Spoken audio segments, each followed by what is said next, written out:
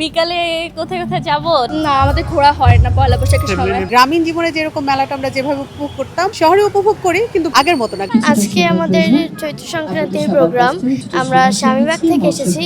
পহেলা বৈশাখ আগের থেকে অনেকটা changed, but that doesn't mean যে আনন্দটা চেঞ্জ না, মানে নিউ ওয়েতে সেলিব্রেশনটা হচ্ছে।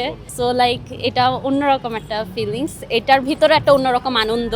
আগেরটার আনন্দটাও ডিফারেন্ট, এটার আনন্দটাও ডিফারেন্ট। বিকালে একটু ঘুরবো, একটু মেলা টেলায় যাবো, আশেপাশে তো এবার অনেক মেলা হচ্ছে। বিকালে কোথায় কোথায় যাব? ঢাকায় যেহেতু, সো ঢাকার আশেপাশে যেমন গুলশানে যেতে পারি, আরকাতে যেতে পারি। ছোটবেলায় যেরকম ছিলাম বাবা মার সাথে সাথে যেতাম, এখনো সেরকমই আছে। যদিও আমার কাছে মনে হয় যে ছোটবেলার বিষয়টা আরো একটু বেশি রঙিন ছিল। ছোট ছিলাম, চঞ্চল ছিলাম। বয়সের সাথে সাথে হয়তো বা সেটা চেঞ্জ হয়েছে, সেটা সবারই চেঞ্জ হয়, সবারই পরিবর্তন হয়, কিন্তু এখনো মন্দ না। এখনো মা বাবার সাথে এসেছি, গাইতে এসেছি, এই তো, এটাই তো আনন্দ।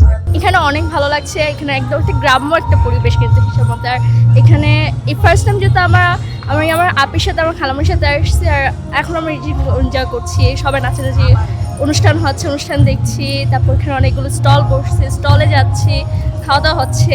আগামীকাল হচ্ছে আমরা সবসময় পয়লা বৈশাখ আমি আমার নানুমণি আর আমার বাবা আমরা সবাই মিলে নানুমণির বাসায় যাই। তারপর ওখানে আমরা লাইক যেগুলো হয় আর কি, পান্তা ভাত, তারপর হচ্ছে ভর্তা, আমরা সবাই মিলে একসাথে খাই, এনজয় করি। না, আমাদের ঘোরা হয় না পয়লা বৈশাখের সময় না, কিন্তু পরে বের হওয়া হয়, কিন্তু ওরকম হয় না আমাদের। ছোটবেলায় তো একরকম ছিল, সেই সময় মেলাটা অন্যরকম ছিল। গ্রামীণ যে মেলাটা সেটাতে তাল পাখা বা অন্যান্য মুড়ি মুড়কি যে বিষয়গুলো ছিল, গ্রামের মেলাতে গেলে এগুলো দেখা যেত।